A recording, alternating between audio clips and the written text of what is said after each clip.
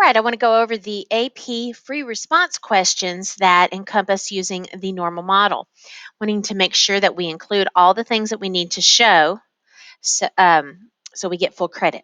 All right, here we are wondering about the ball traveling too far. So you can see here that I listed all my items over here.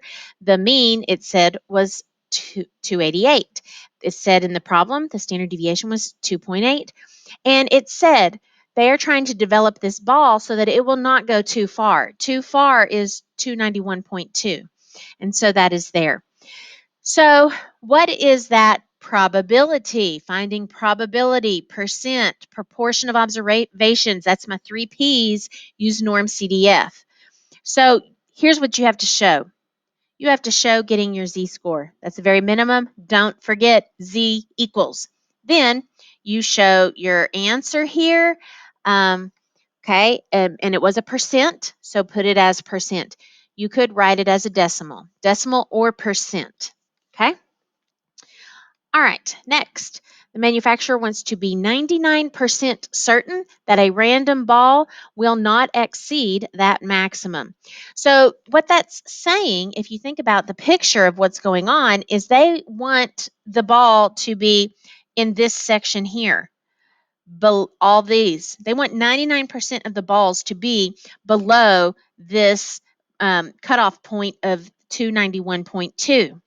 So that's my X, 291.2. They are asking, what is the mean that you need to have to ensure that? So I need to find this z-score location, and that's your inverse norm of 0.99 is the z at that spot of 233. So this is what was required work.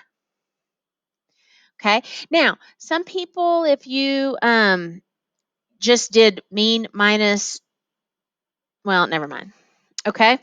So there you go. And in order to be 99, have 99% of the balls below 291.2, then I should set this, look at this context, 284.68 feet.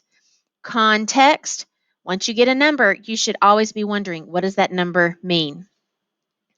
Here we go. Next one, you want to be in the 70th percentile. Percentile is the area below. So that told me that I want to get my z-score by going inverse norm of 0.7. Okay, so then what do you have to show? Well, that's this z-score formula here. They told me the mean, they told me the standard deviation, I computed the z-score. And then you solve. The 70th percentile of stopping distances is 128.38 feet, units. Any number that you have by itself should look naked. Numbers without context, what's the point? Nothing. Numbers, every single number means something. And so that's what we do in this class, all context. You better put something with every single number. All right, here, what is the probability? So I'm thinking, okay, probability, proportion, percent, that's going to be one of my norm CDF problems. We are talking about the egg weighing more than 850, so that's my X value.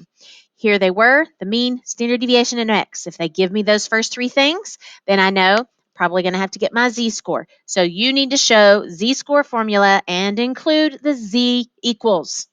And there it is. The probability of randomly selecting egg that weighs more than 850 is 10.2%. So whether you're writing it as 10.2% or 0.102, that is fine. Either one of those is fine.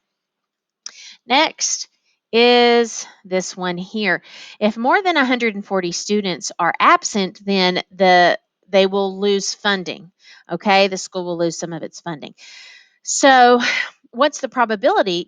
So say that they are centered at 140. Well, there are going to be some days that however much this is right up here, there are going to be some days that they just really got the shaft and they had too many students absent, even though their average really is at 140. So that's interesting. So the question is, what's the probability that they're going to lose funding? Okay, if they had the average of 140, how often will they lose funding even though they were within specifications?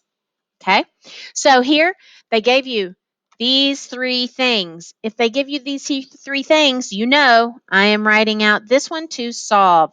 I want to find the probability, percent, proportion of observations, use norm CDF to get that area, and that's what I did because I wanted to go up.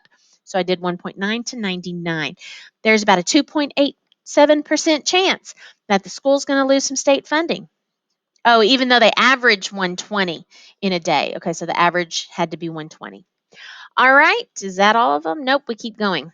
Here was another one, being greater than 137. So again, we were given these, just hopefully you just start seeing these are just the same thing over and over again. We're given these three things. Find your z-score. Don't forget, z equals your x minus mean over standard deviation. You are finding the probability, percent, proportion of observations. Use norm CDF to find that area.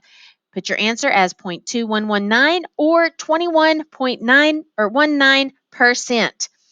A number is naked without that. Oh, and that was our last one. All right, so there were some AP free response questions that you know now how to do.